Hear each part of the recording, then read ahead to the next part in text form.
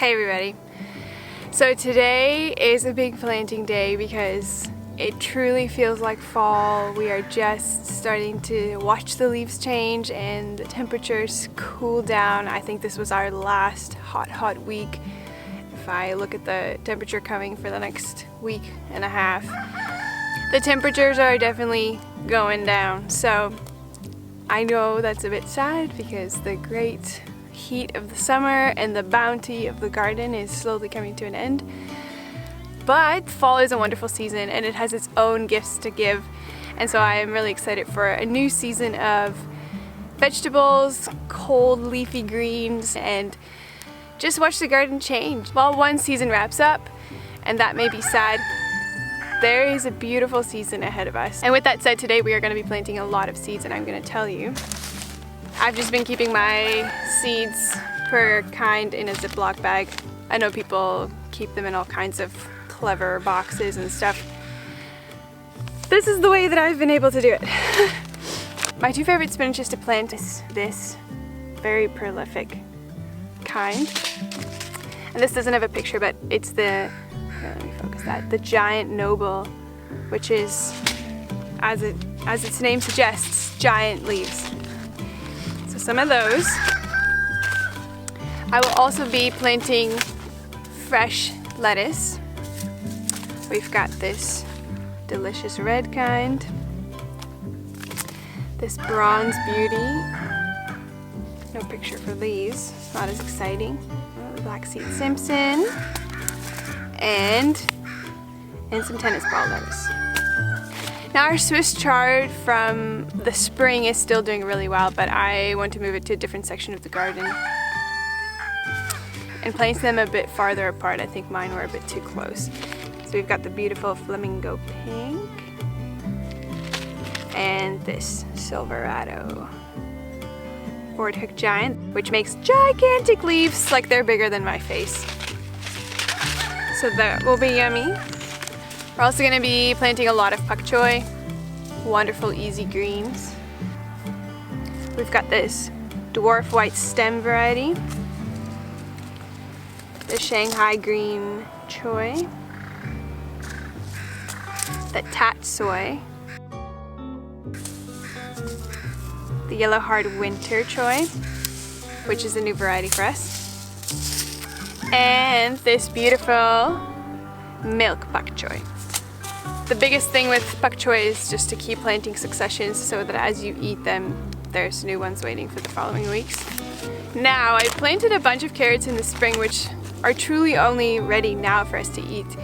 We've been eating from it for the past month or so, and so that will hold off until these next carrots are ready for us to harvest.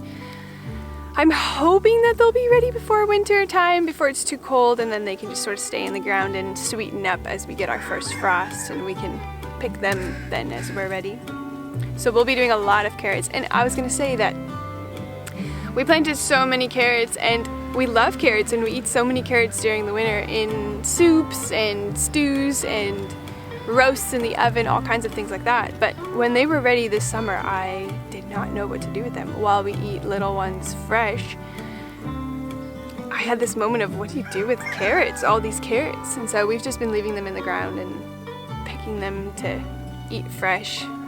I just felt like a lot of these crops were wonderful to harvest and have abundance of, but during the summer, when you're eating so many fresh things, the food that we're eating during the summer is so different than what we would eat in the cooler months.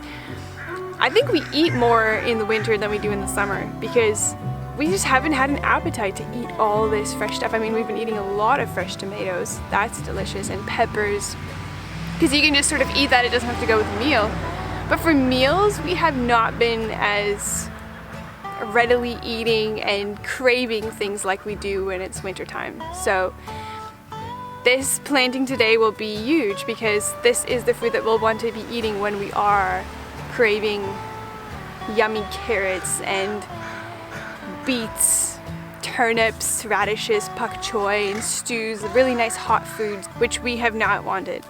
I haven't wanted this summer. Anyway, so for carrots, we're going to be planting some of this St. Valerie. Ooh, really excited about this variety. Pusa Asita Black. Pusa Asita Black carrot. This Amarillo, which is very yummy. The Atomic Red, which we have not been able to find and eat from. Maybe it's still in there. Then I have a bunch of other seedlings from other companies. Some Danvers 126, Chantenay, which we've been eating from, Little Fingers, and the Nantes half long. Now with these orange ones, I don't really know what I'm eating. We're just pulling out and eating, so I'm trusting that they're giving us a good harvest. Ooh, and while we're on root crops, we love our beet. During the winter we eat a ton of beet, so we'll be planting a lot of varieties. We've got this Bull's Blood, Early Wonder, which always surprised me with the name because it's not truly much earlier. I don't feel it is. Cilantrat. This Albino, which really surprised my parents that you could have a white beet. Red Ace, lots of red. The Ruby Queen. Detroit Dark Red. Chioggia, I don't know how they say that. Winter Keeper. The Touchstone Gold.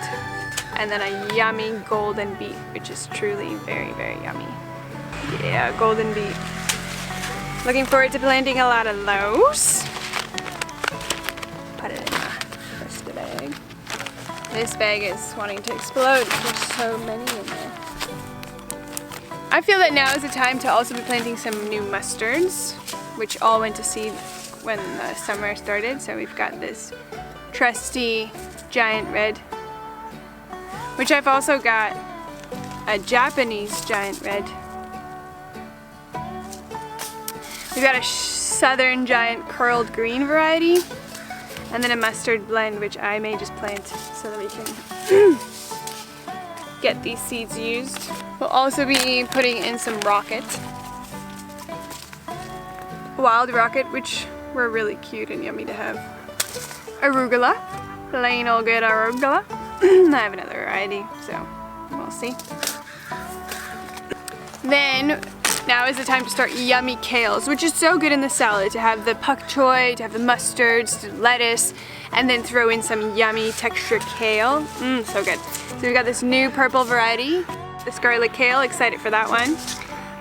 The lacinato has been so yummy and doing so well still, but I'd like to plant another variety. This is our Russian kale, which I love. Collards? I don't know. I don't know what to do with this in food yet. Maybe I'll plant some more so I can learn to grow it, and then more kale, Russian kale from West Coast seeds. Lots to plant, like I said.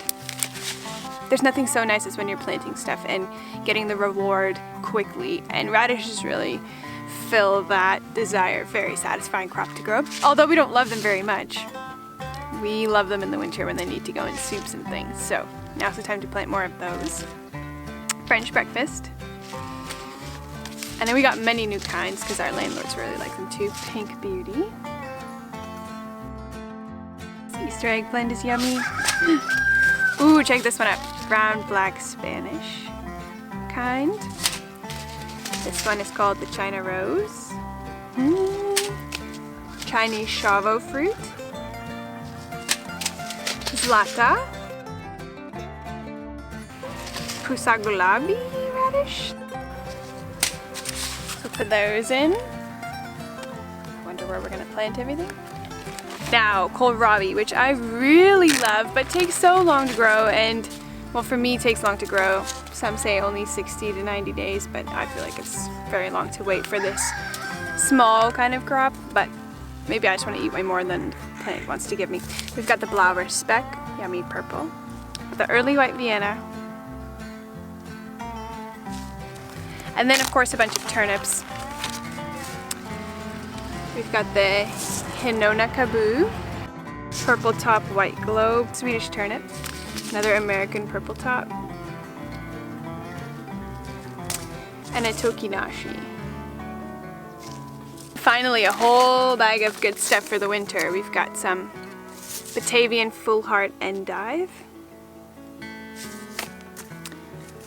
another red lettuce, merlot red lettuce, a Chinese bald head mustard, Landis winter lettuce,